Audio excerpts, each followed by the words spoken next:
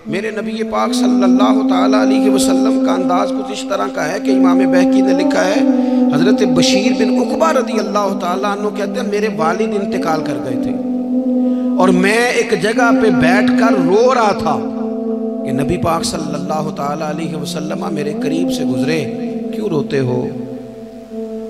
या रसूलल्लाह मेरे वालिद का इंतकाल हो गया, मेरी वालदा रुखसत हो गई। तो ये हमें हुजूर ने सबक दिया है, ये यतीमों गरीबों का ख्याल रखने का ये भी एक नुक्ता, ये भी अंदाज है। कायनात का बड़े से बड़ा दर्द दिल रखने वाला बंदा यहाँ तक नहीं जा सकता जो मेरे रसूल करीम ने बयान फरमाया। कहते हैं नबी पाक अलैहिस्सलाम फरमाने लगे, बशीर बिन उक़बा क्या तू इस बात पर राजी नहीं कि मैं तेरा बाप हूं और आयशा तेरी माँ हो? आना, तुझे हम शामिल कर लें अपने घराने में, आ जाना, मुकम्मल तेरे मामलात का ख्याल किया जाए, तू आ जा। इतना बड़ा दर्जा नबी पाक ने तो हज़रत सलमान फारसी के बारे में भी फरमाया कि मैंने उन्हें अपनी अहले बैत में शामिल कर लिया। रसूलुल्लाह सल्लल्लाहु ताला अलैहि वसल्लम गुरबा के लिए, मसाकीन के लिए, यतीमों के लिए, नादारों के लिए जो ख़ास एहसान बन के आए, वो ये वाला लहजा नहीं कि हम मुतमईन हो गए कि ठीक है हम गए तो थे, इतने पैकेट बांट तो आए, इतना कुछ हमने दे तो दिया, फलाना काम कर तो लिया, और वैसे वो भी कब तक किया जब तक खबरें तेज थी। हमारे मुल्क में सैलाब आया, मीडिया ने खबर दी, शोर हुआ, लोगों ने बड़ी कोशिश की, अल्हम्दुलिल्लाह बड़े अच्छे जज्बात का इजहार किया, ढेर सारे लोग वहाँ गए। मैं आपसे पूछता हूँ कि क्या सैलाब ज़दगान सारे अपने अपने घरों में चले गए? उनके घर बन गए? लेकिन हमारे जज्बे क्यों ठंडे हो गए? इसलिए कि खबरें ठंडी हो गई। हम तो चलते हैं ट्रेंड के साथ कि आजकल ट्रेंड क्या है, अगर खबर इधर की है तो ज़ौक़ इधर का है, खबर उधर की है तो ज़ौक़ उधर का है। देर पा काम करना और ख़ास जज्बात पैदा करना इन लोगों के लिए।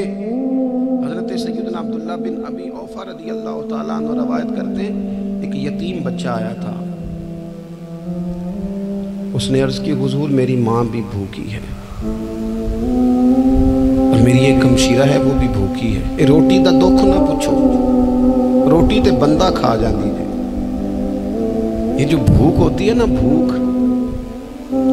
बहुत सारे लोग ना, मैं एक शादी में था तो वहाँ एक दो लोग खाना खा रहे थे, तो बाज़ लोग उन्हें देख देख के मजाक कर रहे थे, वीडियो बना रहे थे, कहते देखो खाना ही नहीं आता, क्या अंदाज है, सारा इनका मुंह जो है वो खाने से भर गया, हाथ देखो कहाँ तक इनके लिथड़ गए, क्या अंदाज है। तो मैंने कहा तुम उनके कपड़े भी तो देखो ना, अंदाज, बैठना उठना, कपड़े पहनना, ये गरीबी का पता देते हैं।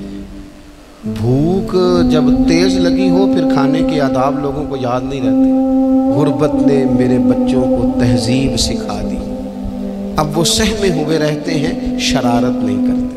वो अजीज़ होता ये है कि जब इंसान को भूख शदीद लगी हो ना, फिर उसे डॉक्टर की हिदायत नहीं याद रहती, फिर तो पेट की आग बुझाने को लोग दौड़ते हैं।